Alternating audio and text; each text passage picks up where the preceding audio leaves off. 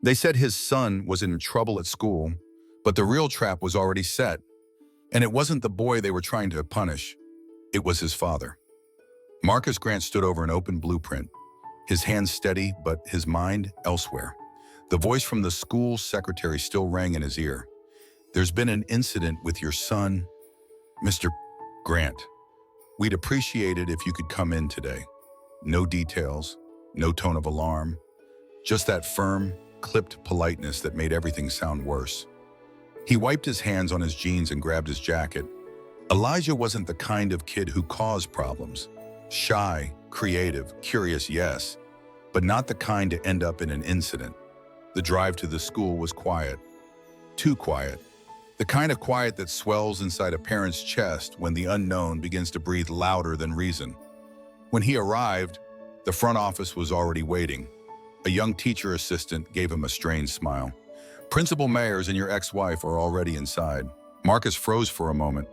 Rebecca. He hadn't spoken to her more than necessary since the divorce. And even then it was just quick updates about Elijah. She hadn't mentioned anything unusual. The door to the conference room closed behind him like a vault. Principal Mayers sat at the center of the table, with Rebecca to her right and a man Marcus didn't recognize on the left, a stocky figure in a suit with a school board pin on his lapel. The principal gestured to the empty chair across from them. "Mr. Grant, thank you for coming so promptly." He nodded, eyes scanning the room, waiting for someone to say what this was about. Rebecca didn't even look at him. Instead, she had her arms crossed, jaw tight, eyes locked on the file in front of her. No hello, no explanation. Principal Mayers cleared her throat and opened a thin folder. "Today, during class sharing time, your son Elijah said something that raised concern. He told his classmates that he used to live with you and a man named Daniel, that you kissed in the kitchen and slept in the same bed." Marcus blinked. The room didn't move, but everything inside him did. A quiet wave rolled up through his spine, not because it was untrue, but because no one was supposed to know. He said it very openly. The school board man added. Some of the students laughed. A few asked him if his father was gay. It disrupted the lesson. Rebecca finally looked up, but not at him. "I've told him not to bring it up in class, but he's a child. He doesn't know how complicated these things are." It was subtle, controlled. She didn't raise her voice. She didn't accuse. But Marcus saw it clearly now. This meeting wasn't about concern. It was construction, a narrative being built, right in front of him, using the most delicate material of all his son's innocence. Principal Mayers continued. "Given the situation and the sensitivities involved, we thought it best to inform you both immediately.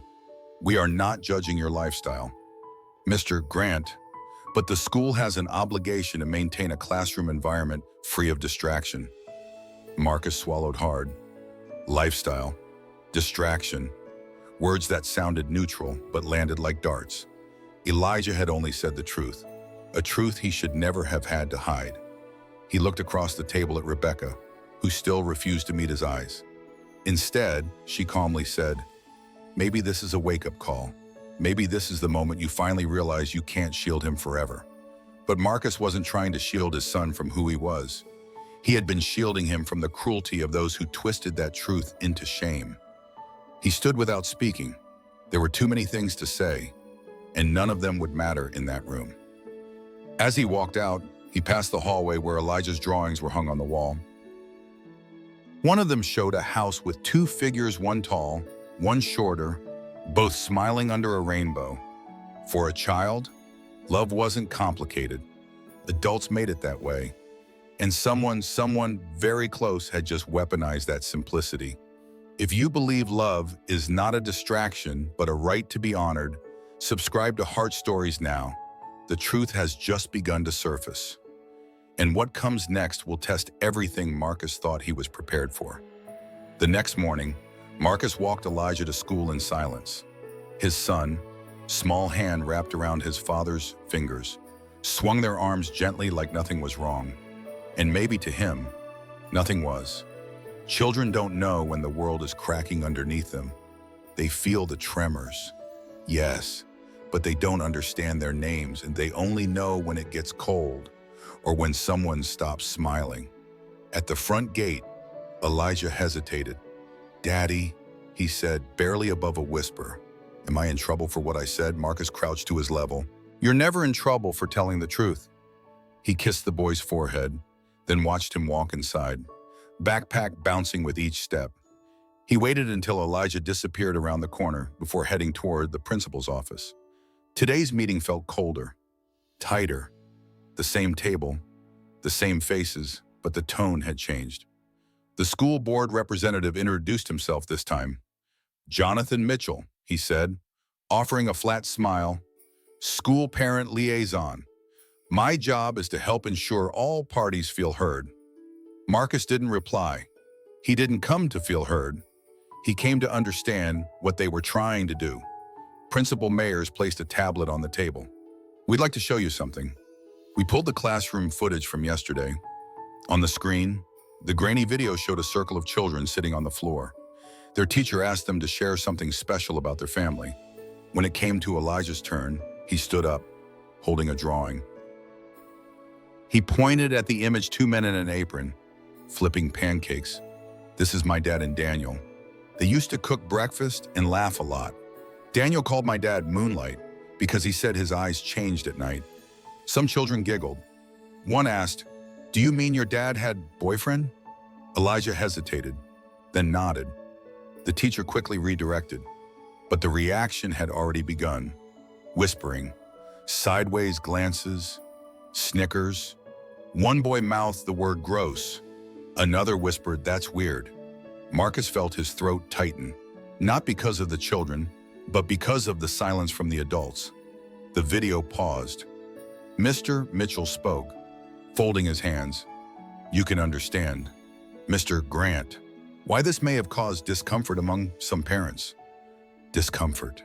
That word again, so soft, so civil, as if being gay was a sound too loud for polite spaces. Marcus breathed through his nose. "You're implying that my son's memory of his family is a classroom threat." "No, not a threat," Principal Mayers replied quickly, "but perhaps inappropriate for the age group." Rebecca leaned forward, voice measured. "He's 7. He doesn't know how complicated these things are. I'm not trying to erase the past, Marcus, but you need to consider the consequences of being careless with his understanding." Careless. Marcus wanted to laugh. He had spent years being anything but. Quiet in public, careful in speech, measured around his son, around his neighbors, around everyone, because the world still hadn't decided if a man like him deserved to love openly. He thought he had more time. Rebecca continued, "I let him read some old letters. He asked questions. I answered truthfully. I didn't expect him to announce it to a room of second graders." "You gave him private letters from when I was with Daniel?" Marcus asked, voice low and sharp. He wanted to know why Daniel wasn't around anymore. The air in the room changed. Principal Mayers shifted in her chair. Even Mr. Mitchell adjusted his cuffs. Marcus stared at his ex-wife. He wasn't angry that Elijah knew. He was furious that she had decided the when, the how, and the why without even asking. She hadn't told Elijah the truth to educate him. She'd done it to use him, and she hadn't done it alone. Because Marcus remembered now. A week ago, Rebecca had posted a photo of Elijah's drawing online, just a casual, proud mom moment. It had received dozens of comments, some kind, others not. One stood out. "Interesting choice for show and tell. Wonder what the school board thinks." That comment had come from a campaign staffer. Marcus looked up. "Is this about Elijah, or is this about your election?" Rebecca's smile was brittle. "It's about what's best for him." No one in the room believed her. Not really, but no one said otherwise. Marcus stood. "I won't let my son become a press release."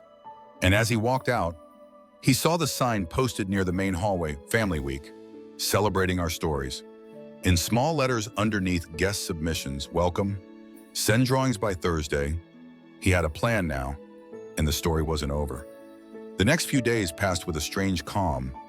Not silence, there was still the noise of drop-offs and work meetings and evening homework, but an eerie kind of quiet beneath the surface, like something about to break but not quite loud enough to warn anyone yet.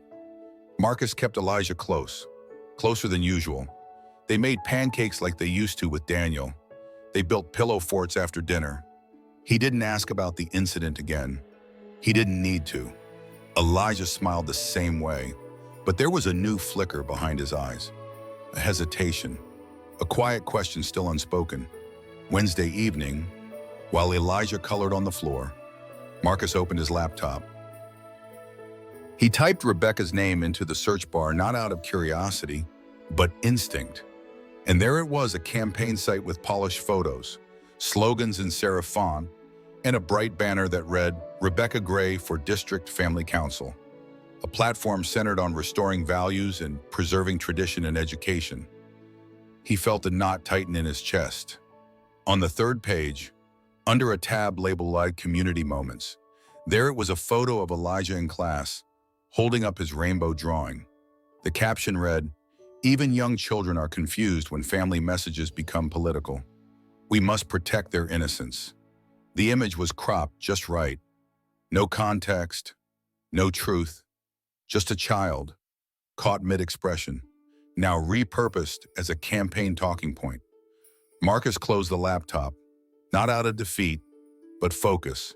That night, after Elijah had gone to bed, he opened the top drawer of the hallway credenza, the drawer with all the things he rarely touched: old letters, photos from a time that now felt distant, and a stack of envelopes Daniel had once written to him before they ever moved in together.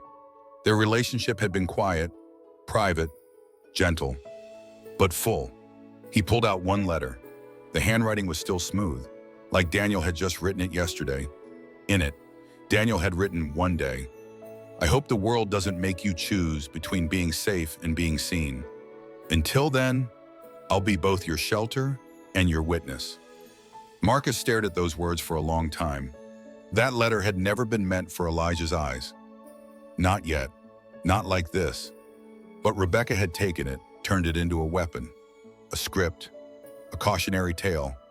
She hadn't been careless. She had been calculated. The next morning, Marcus called her. "I saw the photo." There was a pause on the other end of the line. "It's public domain, Marcus. The school shared it. You framed it to fit your platform. You know exactly what that caption implies." Another silence, then a cold breath. "You made your choice years ago. You chose to live in shadows. Now you want applause for crawling out of them I never hid. I protected. There's a difference. From what acceptance? From people like you," she scoffed. "You think this is about you? You don't even know what this campaign cost me." He did. Actually, it was costing her their son. And that's when it clicked. It wasn't about Elijah accidentally saying too much in class. It wasn't even about Marcus being outed. It was about building a case, a subtle one, against his fitness as a parent. A father who exposed his child to confusing messages. A father with alternative values. She was laying groundwork for something bigger. And she wasn't doing it alone. Marcus remembered the man at the school board meeting, Mitchell. He had spoken with too much interest in optics, not concern. He had nodded a little too slowly when Rebecca spoke, like he already knew what she would say. They were preparing something. That night, after Elijah fell asleep, Marcus made a decision. He pulled out the Family Week flyer he had taken from the school lobby. He scanned the submission instructions. Drawings must be turned in by Thursday morning. Students or parents may submit. So he opened the folder of Elijah's older artwork. He found one from last year, a crayon sketch of 3 people, Marcus, Elijah, and Daniel, standing by a lake. In big letters across the top, Elijah had written, "My family loves me." He slipped it into a plastic sleeve and sealed the envelope. No edits, no captions, just the drawing. Then he added one note. In his own handwriting, "Let the children speak for themselves." The next morning, he handed the envelope to the school receptionist with quiet clarity. What Rebecca had weaponized, Marcus would reclaim, not with arguments, not with anger, but with evidence of love.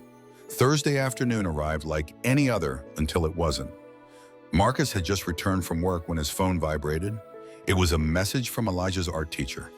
Your son's drawing has been selected for display during tomorrow's Family Week showcase. We'd love it if you and Elijah could attend.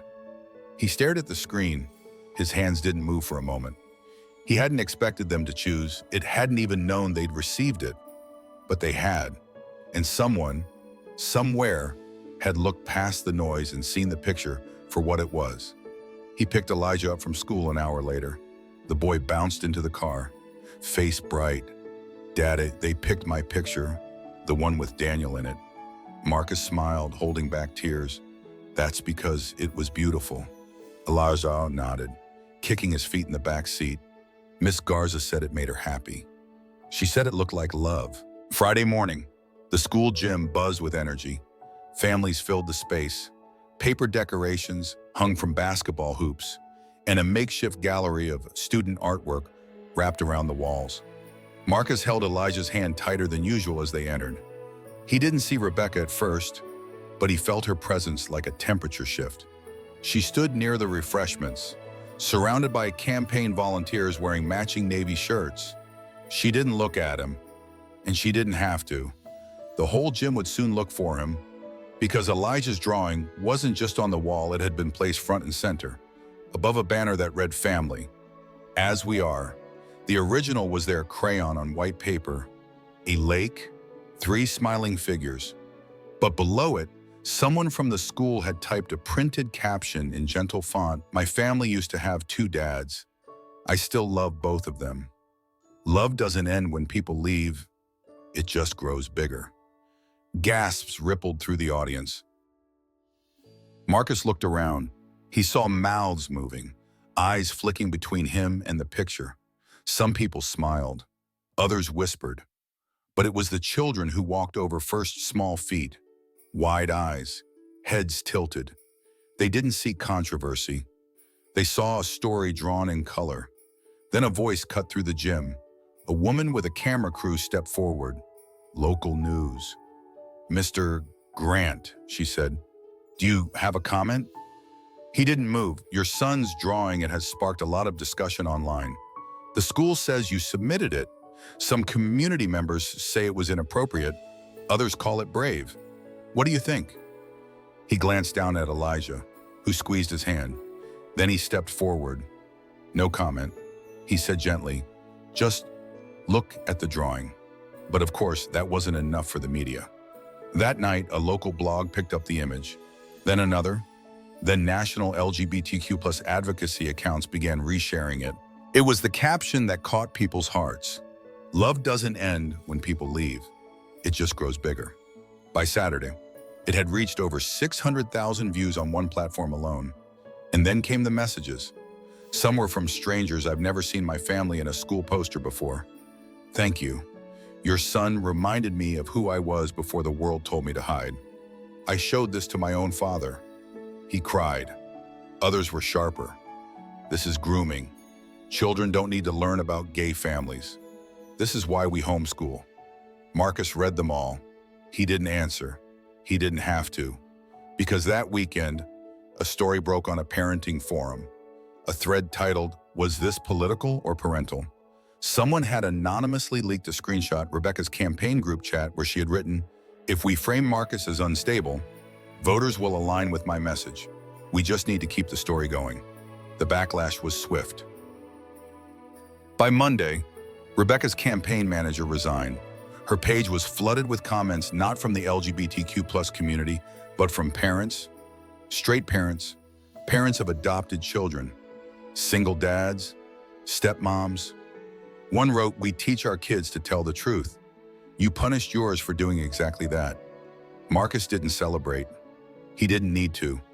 The story was moving on its own now, and it no longer belonged to him. It belonged to the people reading it, the people who saw their own families in a child's drawing. But what came next? He never expected. That Tuesday morning, he received a plain envelope in the mail. No return address. Inside, a cashier's check, $250,000, along with a handwritten note on textured paper 20 years ago. I lost custody of my daughter because I was gay. I stayed quiet. I built a life, but I never forgot her. Your son reminded me of what I gave up to survive. Please use this to make sure no other child has to explain why love looks different. A silent father, finally speaking. Marcus sat at the kitchen table for a long time. Not stunned, not overwhelmed, but still enough to hear Elijah humming in the next room. Still enough to hear Daniel's voice in memory, calling him Moonlight. Still enough to believe maybe this wasn't just about one boy in one classroom. Maybe this was the start of something bigger. The check stayed on Marcus's kitchen counter for 2 days. Not because he doubted its legitimacy, it had been verified, but because he needed time to understand what it meant, what it asked of him, what kind of legacy someone wanted to leave in the hands of a man they had never met, but who somehow felt familiar. $250,000, silent money, wrapped in pain, written in ink that bled from history. On the third night, Marcus sat with Elijah at the kitchen table.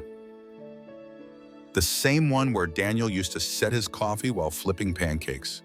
The boy was drawing again, humming as always, crayons scattered like wildflowers. "Daddy," Elijah said, not looking up, "can I make a place where kids like me don't have to explain their families?" Marcus's hand paused midair. What kind of place? A place where the drawings go, and the questions go, and no one laughs when you say you have two dads, or one dad and a memory. It wasn't a suggestion, it was a vision. And Marcus knew, right then, what he had to do. Over the next few weeks, he met with lawyers, opened a foundation, built a website, spoke quietly with allies from the school board people who had, for once, reached out to him first. By the end of the month, the Rainbow Roots Fund had a mission to support LGBTQ+ families navigating public education, identity, and custody. It offered grants for counseling, advocacy training, and most importantly, art supplies. Because sometimes a crayon was more powerful than a gavel. Elijah's drawing became the logo, unchanged. Crude lines, smiling faces, the lake, the sun. Nothing polished, nothing filtered, just real. On launch day, Marcus posted a letter. They tried to use a child's love to shame him. They tried to shame a father into silence. They failed, because when love is honest, it outlives everything meant to erase it. The post went viral, not because it was loud, but because it was true. Across the country, parents wrote in, "My son came out at 11. I didn't know how to protect him at school. I'm a teacher in Texas. We're not allowed to say gay, but I keep a rainbow sticker in my drawer for when a kid needs to see it. I'm a gay dad who lost custody 10 years ago. I just want to help." And from the shadows, others emerged, like Marcus, like the man who sent the check. One night after the foundation had processed its 100th grant, Marcus sat alone by the window, sipping tea. The house was quiet. Elijah had gone to bed hours ago, his latest drawing taped to the fridge, 2 stick figures standing on a hill, holding a flag with rainbow stars. The boy had written in shaky letters, "This is me and my dad helping other families find their colors again." Marcus closed his eyes, but he didn't feel like a hero. He still remembered the fear, the tension in that school meeting, the taste of shame, the hollow ache of being tolerated but not welcomed. But he no longer carried them alone. That burden had become a bridge. The next day, a letter arrived. No money this time, just a return address. Providence, Rhode Island. Inside was a photograph, faded at the edges. A younger man with a little girl on his shoulders, both smiling, and a note. Her name was Lily. "She's 27 now. We talk again. She sent me your story." She said it reminded her of how I used to sing to her in the car. I never got to walk her to school, but I got to walk her down the aisle, and you gave me that. Thank you, Marcus. Keep walking. Marcus placed the letter in the same box where he kept Daniel's, where he kept Elijah's hospital bracelet, where he kept things that didn't belong to just one moment. That weekend, the school invited Marcus and Elijah to speak during Diversity Week. This time, there were no headlines, no whispers, just chairs filled with families, some nuclear, some blended, some unexpected. And when Marcus stood at the podium, Elijah beside him, he didn't give a speech. He opened a folder, held up his son's original drawing, and simply said, "This is what truth looks like when you let it grow." The crowd rose, not for applause, but in quiet solidarity. Outside, after the event, a girl approached with her mom's. She held up a sheet of paper, her own drawing. It was colorful, messy, joyful. Marcus smiled and said, "Can we add that to the wall?" The girl nodded.